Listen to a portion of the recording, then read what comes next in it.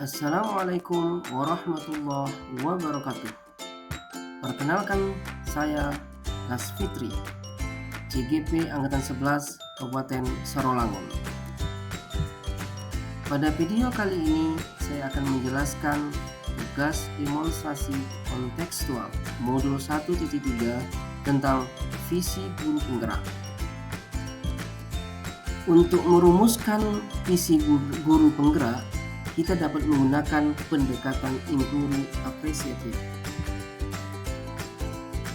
Pendekatan inquiry apresiatif yaitu mengidentifikasi hal-hal baik yang telah ada di sekolah dan mencari cara bagaimana hal tersebut dapat dipertahankan dan memunculkan strategi untuk mewujudkan perubahan ke arah yang lebih baik. Untuk menerapkan pendekatan inquiry apresiatif, maka langkah yang dapat dilakukan adalah dengan menggunakan metode Bagja. Metode Bagja, langkah pertama B yaitu buat pertanyaan utama, A ambil pelajaran, G gali mimpi, J jabarkan rencana, dan H atur eksekusi. Adapun visi guru penggerak yang sudah saya buat adalah membentuk pembelajar yang berkarakter mulia, cerdas, dan mandiri yang siap menghadapi tantangan global melalui pendekatan pembelajaran yang berorientasi pada siswa dan mengacu kepada profil pelajar Pancasila. Adapun kalimat prakarsa perubahannya adalah mewujudkan pembelajaran yang kreatif dan inovatif untuk terbentuknya visi siswa yang religius, unggul dalam prestasi, dan memiliki kecakapan abad 21. Adapun tahapan Bagja adalah sebagai berikut. Langkah pertama adalah buat pertanyaan utama. Pertanyaannya adalah apa saja faktor-faktor yang menyebabkan rendahnya partisipasi siswa dalam pembelajaran di kelasnya? Yang kedua, bagaimana cara meningkatkan minat dan motivasi siswa untuk terlibat dalam pembelajaran? Adapun tindakan atau penyelidikan yang perlu kita lakukan untuk menjawab pertanyaan tersebut adalah pertama, mencari informasi faktor yang menyebabkan rendahnya partisipasi siswa dalam pembelajaran di kelas. Yang kedua, mengajak rekan guru berdiskusi.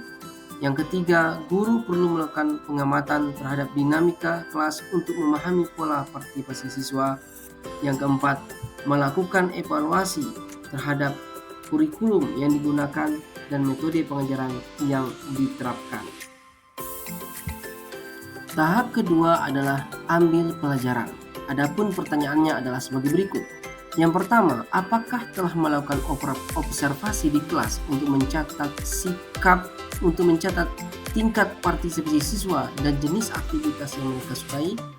Yang kedua, apakah ada melakukan wawancara dengan siswa, guru, dan orang tua untuk mendapatkan berbagai perspektif tentang partisipasi siswa?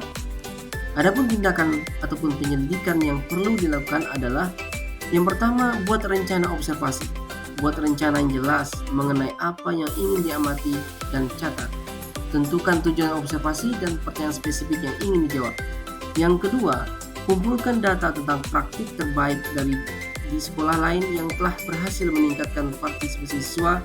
Dan yang ketiga, lakukan analisis SWOT untuk mengidentifikasi kekuatan, kelemahan, peluang, dan ancaman terkait partisipasi siswa di kelas. Tahap berikutnya adalah gali mimpi. Pertanyaan yang muncul adalah bagaimana suasana kelas tersebut? Apa saja yang dilakukan guru dan siswa untuk mencapai partisipasi yang tinggi? Dan apa manfaat yang dirasakan siswa dan guru dari partisipasi yang tinggi tersebut? Adapun tindakan atau penyelidikan yang perlu dilakukan adalah yang pertama, pembelajaran berpusat pada siswa. Guru harus memfasilitasi pembelajaran yang berpusat pada siswa, di mana siswa memiliki peran aktif dalam proses belajar mereka sendiri, dan ini dapat dilakukan dengan memberikan tantangan yang relevan, pertanyaan terbuka atau proyek kolaboratif yang memungkinkan mereka untuk mengemukakan pendapat dan berpikir kritis. Yang kedua, peran guru.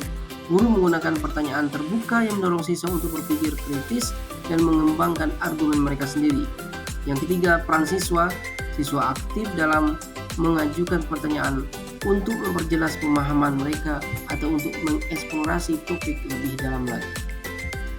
Tahap yang keempat adalah jabarkan rencana. Pertanyaannya adalah bagaimana langkah-langkah untuk meningkatkan partisipasi siswa dalam pembelajaran di kelas? Adapun tindakan atau penyelidikan yang dilakukan adalah: yang pertama, buatlah rencana pembelajaran yang lebih menarik dan interaktif dengan menggunakan berbagai metode dan strategi pembelajaran yang aktif. Yang kedua, berikan siswa kesempatan untuk memilih topik dan aktivitas belajar yang mereka minati. Yang ketiga, gunakan teknologi informasi dan komunikasi untuk meningkatkan keterlibatan siswa dan membuat pembelajaran lebih menarik. Yang keempat, berikan penghargaan dan pengakuan atas partisipasi siswa yang aktif di kelas. Dan yang kelima, libatkan orang tua dan wali murid dalam proses pembelajaran dan berikan dukungan mereka untuk meningkatkan partisipasi siswa. Tahap terakhir dari Bagja adalah atur eksekusi. Pertanyaan yang muncul adalah, siapa yang terlibat dalam meningkatkan partisipasi siswa dalam pembelajaran di kelas? Lalu bagaimana solusi jika ada kendala dalam meningkatkan partisipasi siswa dalam pembelajaran di kelas? Dan bagaimana memonitoring, evaluasi, dan refleksi penerapan partisipasi siswa dalam pembelajaran di kelas? Maka tindakan ataupun penyelidikan yang muncul adalah: tugaskan peran dan tanggung jawab kepada guru dan staf sekolah lainnya. Buatlah jadwal yang jelas untuk implementasi rencana perubahan. Yang ketiga, berikan pelatihan kepada guru tentang metode dan strategi pembelajaran yang baru.